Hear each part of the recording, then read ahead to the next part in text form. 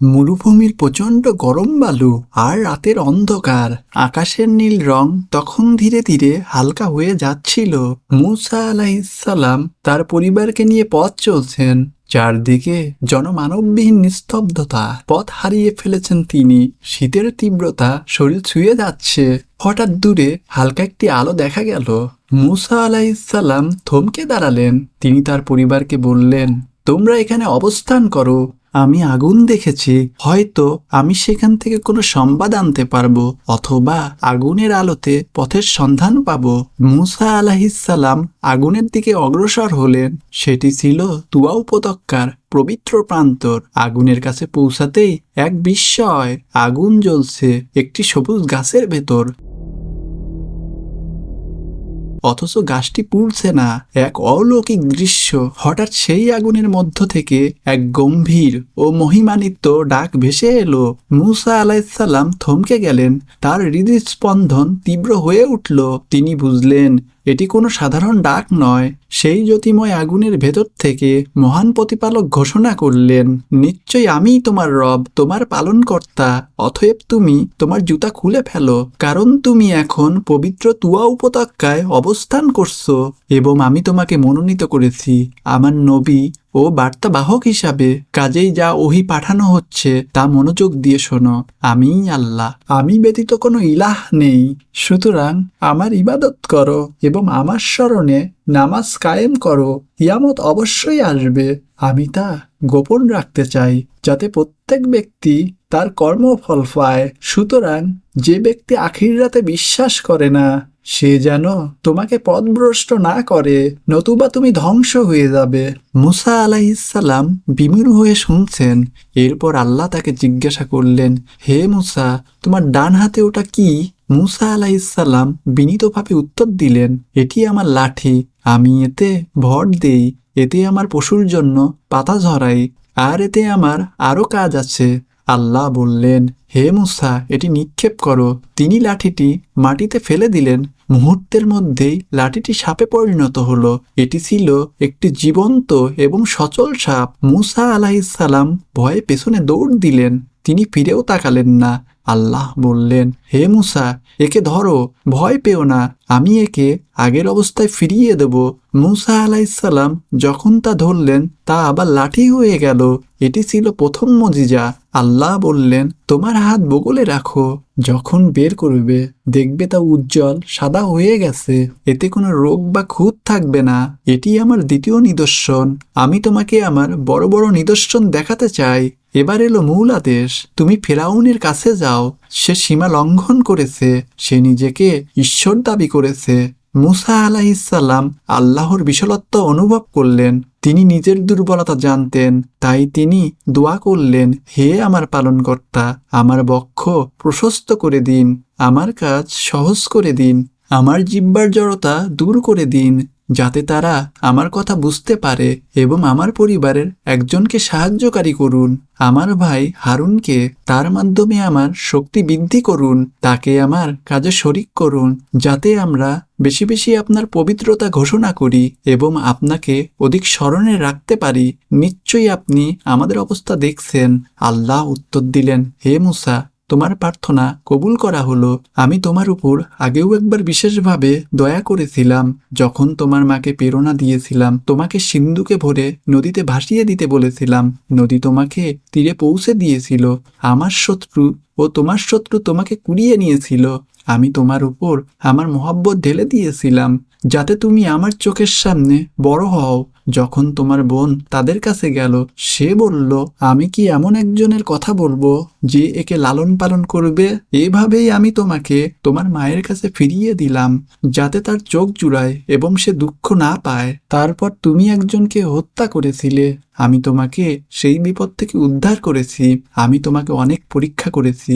তুমি মাদিয়ানে কয়েক বছর ছিলে।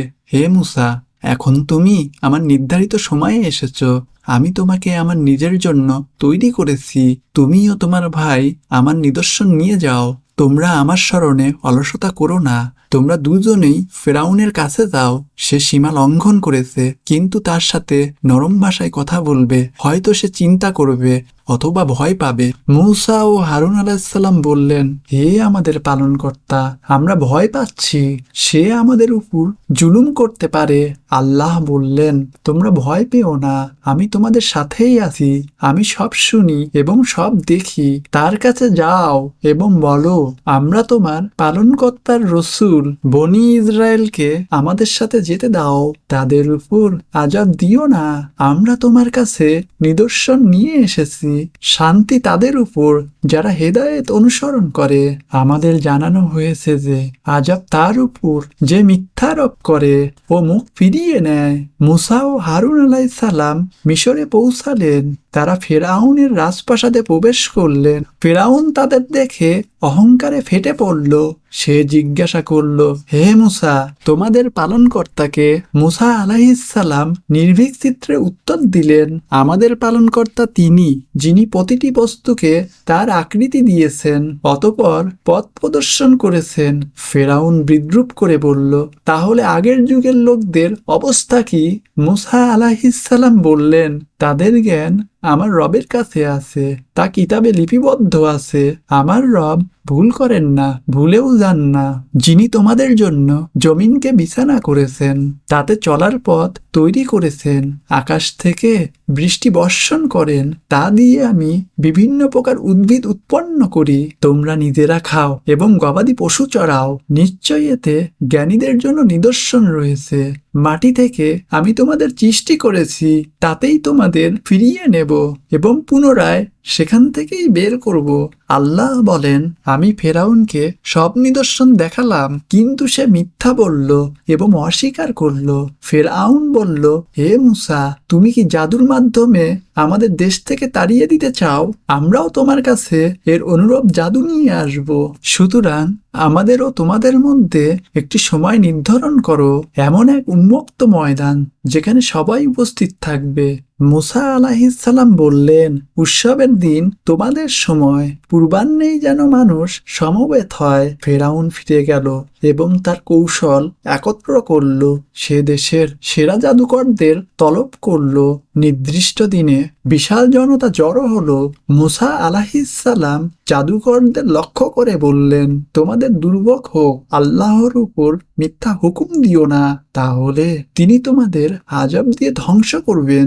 যে মিথ্যা রচনা করে সেই ব্যর্থ হয়। জাদুকররা নিজেদের মধ্যে পরামর্শ করলো। তারা গোপনে কথা বলতে লাগলো। তারা বলল, এই দুইজন নিছক জাদুকর, তারা তাদের জাদু দিয়ে তোমাদের বিতাড়িত করতে চায়, তোমাদের শ্রেষ্ঠ জীবন ব্যবস্থা ধ্বংস করতে চায়। কাজেই তোমাদের কৌশল সুসংহত করো। আজ যে বিজয়ী হবে সেই সফল হবে। ময়দানে টান টান উত্তেজনা, একদিকে সত্যের নবী, অন্যদিকে মিথ্যার জাল। জাদুকররা বলল, হে মূসা, হয় তুমি আগে নিক্ষেপ করো, নয়তো আমরাই প্রথমে নিক্ষেপ করি। মূসা আলাইহিসসালাম বললেন, বরং তোমরাই নিক্ষেপ করো। তারা তাদের দড়ি ও লাঠিগুলো নিক্ষেপ করলো। তাদের জাদুর প্রভাবে মনে হলো সেগুলো সাপ হয়ে ছুটাছুটি করছে। সাধারণ মানুষ আতঙ্কিত হয়ে পড়ল। মূসা আলাইহিসসালাম মনে মনে কিছুটা আশঙ্কা বোধ করলেন। আল্লাহ বললেন, ভয় পেও না মূসা, তুমিই বিজয়ী হবে। তোমার ডান হাতে যা আছে তা নিক্ষেপ করো, এটা তাদের বানানো জাদু গ্রাস করে ফেলবে। তারা যা করেছে তা কেবল জাদুকরের চাতুরি। জাদুকর যেখানেই আসুক সফল হবে না। মূসা আলাইহিসসালাম তার লাঠিকে নিক্ষেপ করলেন। লাঠিটি বিশাল এক অজগরে পরিণত হলো। এটি জাদুকরদের সব বানোয়ার সাপ গিলে ফেলল। জাদুকররা বুঝতে পারল এটি জাদু নয়, এটি ছিল খোদাই মোজেজা। তারা সিজদায় লুটে পড়ল। তারা চিৎকার করে বলল, আমরা হারুন ও মূসার রবের উপর ঈমান আনলাম। ফেরাউন রাগে কাঁপতে লাগলো। সে চিৎকার করে বলল, আমি অনুমতি দেওয়ার আগেই তোমরা ঈমান আনলে? নিশ্চয়ই সে তোমাদের বড় গুরু, যে তোমাদের জাদু শিখিয়েছে। আমি তোমাদের হাত পা বিপরীত দিক থেকে কেটে ফেলবো। আমি তোমাদের খেজুর গাছে শুলে চড়াবো। তোমরা জানবে কার আযাব বেশি কঠোর। ঈমানদার জাদুকররা নির্ভীক কণ্ঠে বলল, আমাদের কাছে আসা স্পষ্ট নিদর্শনের উপর তোমাকে প্রাধান্য দেব না। তুমি যা ইচ্ছা সিদ্ধান্ত নিতে পারো। তুমি তো কেবল এই পার্থিব জীবনের উপর কর্তৃত্ব করতে পারো। আমরা আমাদের পালনকর্তার উপর ঈমান এনেছি যাতে তিনি আমাদের পাপ ক্ষমা করেন এবং তুমি আমাদের যে জাদু করতে বাধ্য করেছ তা ক্ষমা করেন। আল্লাহই শ্রেষ্ঠ এবং চিরস্থায়ী। যে অপরাধী হয়ে রবের কাছে যাবে তার জন্য জাহান্নাম, সেখানে সে মরবেও না বাঁচবেও না। আর যারা মুমিন হয়ে সৎ কর্ম নিয়ে আসবে তাদের জন্য রয়েছে উচ্চ মর্যাদা, চিরস্থায়ী জান্নাত যার তলদেশ দিয়ে নদী প্রবাহিত। এটাই তাদের পুরস্কার যারা নিজেদের পবিত্র করেছে। মিশরে বনি ইসরায়েলের উপর অত্যাচার বাড়ল। আল্লাহ মুসা আলাইহিসসালামকে আদেশ দিলেন, আমার বান্দাদের নিয়ে রাতে বেরিয়ে যাও, তাদের জন্য সাগরে শুকনো পথ তৈরি করো, পিছু নেওয়ার ভয় করো না, শঙ্কা করো না। মুসা আলাইহিসসালাম তার জাতিকে নিয়ে রওনা হলেন। ভোরে ফেরাউন তার বিশাল বাহিনী নিয়ে ধাওয়া করল। সামনে উত্তাল লোহিত সাগর, পেছনে রক্তপিপাসা ফেরাউনের সৈন্যদল। বনি ইসরায়েল কেঁদে উঠল, আমরা ধরা পড়ে গেছি। মুসা আলাইহিসসালাম বললেন, কখনোই নয়, আমার রব সাথেই আছেন, তিনি অবশ্যই পথ দেখাবেন। আল্লাহ বললেন, তোমার লাঠি দিয়ে সাগরে আঘাত করো। সাগরটি 12টি ভাগে বিভক্ত হয়ে গেল। মাঝখানে তৈরি হলো শুকনো পথ। পানির পাহাড়গুলো স্থির হয়ে দাঁড়িয়ে রইল। মুসা আলাইহিসসালাম ও তার অনুসারীরা নিরাপদে পার হলেন। ফেরাউন ও তার বাহিনী সেই পথে প্রবেশ করল।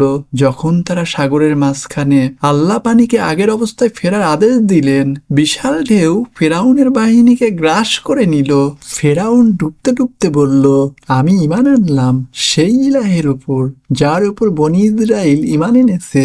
কিন্তু তখন অনেক দেরি হয়ে গেছে। আল্লাহ বলেন, এখন ইতিপূর্বে তো তুমি অবাধ্যতা করেছো, আজ আমি তোমার দেহকে সংরক্ষণ করব যাতে তুমি পরবর্তী প্রজন্মের জন্য নিদর্শন হও। আল্লাহ বনি ইসরায়েলকে মুক্ত করলেন। তিনি তাদের মান্না ও শালওয়া অর্থাৎ বেহেশতি খাবার দিলেন। তিনি বললেন, পবিত্র রিজিক থেকে আহার করো, এতে সীমা লঙ্ঘন করো না, নতুবা আমার ক্রোধ নামবে। যার উপর আমার ক্রোধ নামে সে ধ্বংস হয়ে যায়। তবে যারা তওবা করে ও ঈমান আনে এবং সৎ কাজ করে, সৎ পথে চলে, আমি তাদের ক্ষমাশীল। এরপর মুসা আলাইহিসসালাম আল্লাহর সাথে সাক্ষাতের জন্য গেলেন। তিনি তার জাতিকে হারুন আলাইহিসসালামের কাছে রেখে গেলেন। আল্লাহ বলেন, হে মুসা, তোমার জাতিকে পিছনে ফেলে দ্রুত কেন এলে? মুসা আলাইহিসসালাম বললেন, তারা আমার পেছনেই আসছে, আমি আপনার কাছে দ্রুত এলাম যাতে আপনি সন্তুষ্ট হন। আল্লাহ বললেন, তোমার যাওয়ার পর আমি তোমার জাতিকে পরীক্ষায় ফেলেছি। সামেরি সোনার একটি বাছুরের মূর্তি তৈরি করে এবং জাদুকরী কৌশলে তাতে শব্দ সৃষ্টি করে বনি ইসরায়েলকে মূর্তি পূজায় লিপ্ত করার মাধ্যমে পথ ভ্রষ্ট করেছিল। মুসা আলাইহিসসালাম অত্যন্ত রাগান্বিত ও দুঃখিত হয়ে ফিরে এলেন। তিনি দেখলেন তারা গোবস অর্থাৎ বাছুর পূজা করছে। তিনি বললেন, হে আমার জাতি, তোমার রব কি উত্তম প্রতিশ্রুতি দেননি? তবে কি সময় দীর্ঘ মনে হয়েছে নাকি রবের ক্রোধ চেয়েছ? তারা বলল, আমরা স্বেচ্ছায় আপনার ওয়াদা ভঙ্গ করিনি, লোকেদের অলংকার আমাদের সাথে ছিল। সামেরি তা দিয়ে একটি বাছুরের দেহের কাঠামো আকৃতি তৈরি করলো। তা থেকে গরুর মতো হাম্বা হাম্বা শব্দ আসছিল। লোকেরা বলতে লাগলো, এটাই তোমাদের ও মুসার উপাস্য। মুসা তা ভুলে অন্যত খুঁজতে গেছে। তারা কি দেখলো না যে এটি কথা বলে না, এটি তাদের কোনো ক্ষতি বা উপকারও করতে পারে না? হারুন আলাইহিসসালাম আগেই বলেছিলেন, হে আমার জাতি, তোমরা এর মাধ্যমে পরীক্ষায় পড়েছ। তোমাদের রব দয়াময় আল্লাহ, সুতরাং আমাকে অনুসরণ করো। তারা বলেছিল, মুসা ফিরে না আসা পর্যন্ত আমরা এর পূজা ছাড়বো না।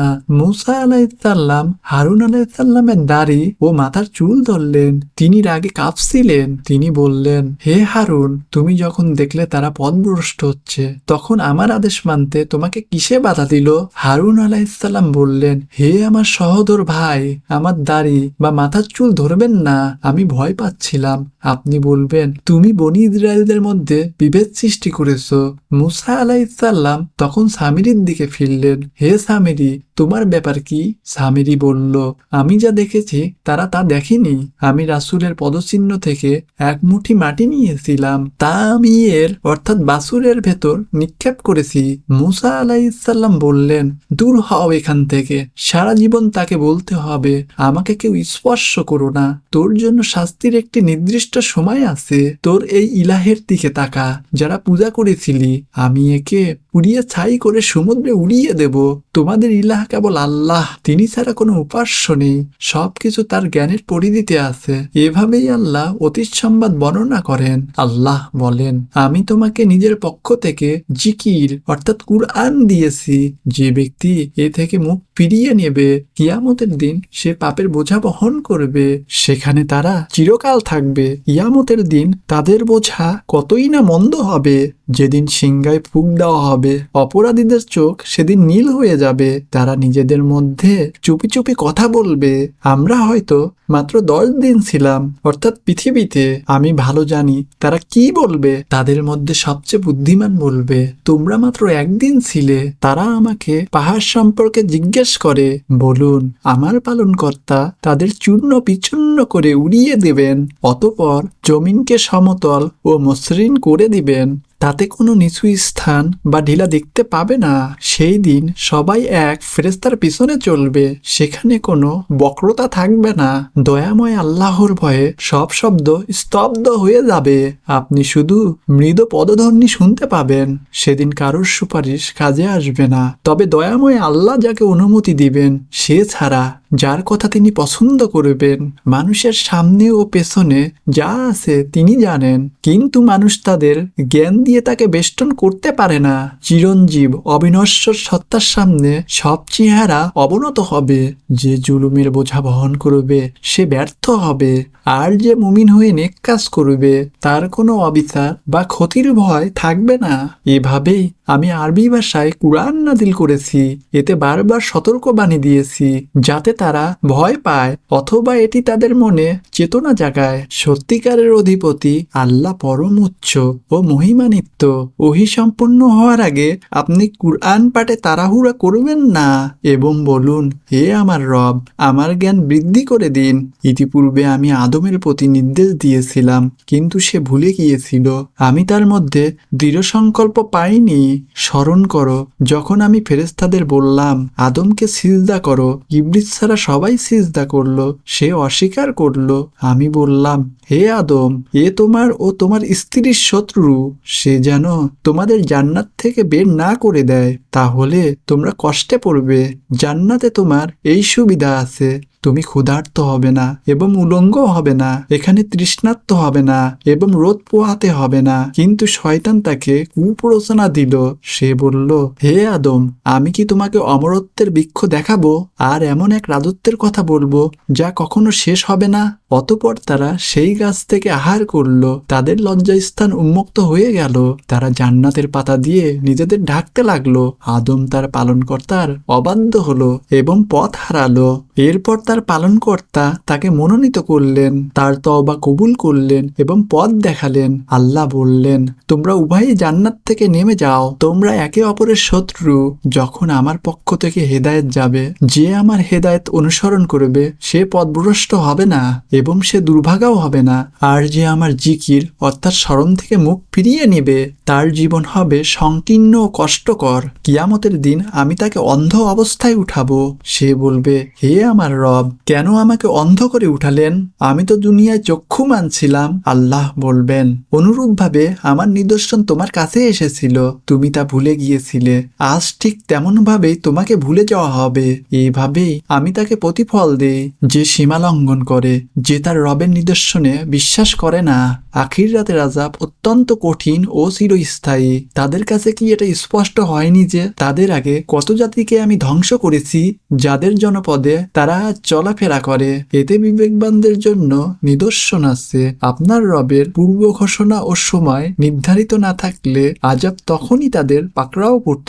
সুতরাং তারা যা বলে তাতে আপনি ধৈর্য ধরুন। সূর্যোদয় ও সূর্য অস্তের আগে আপনার রবের প্রশংসা করুন। রাতের কিছু অংশে এবং দিনের প্রান্তগুলোতে তসবিহ পড়ুন, যাতে আপনি সন্তুষ্ট হতে পারেন। পার্থিব জীবনে জৌলুসের দিকে চোখ বাড়াবেন না, যা আমি বিভিন্ন দলকে পরীক্ষার জন্য দিয়েছি।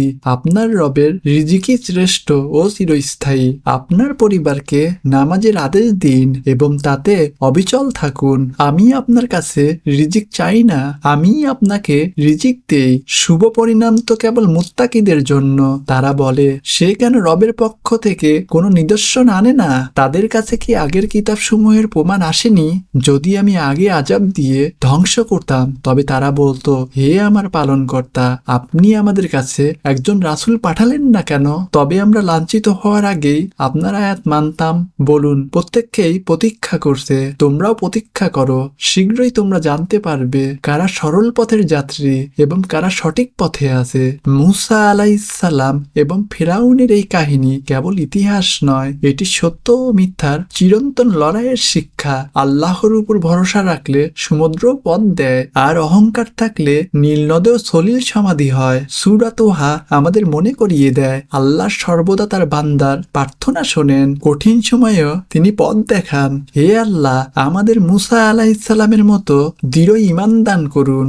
আমিন।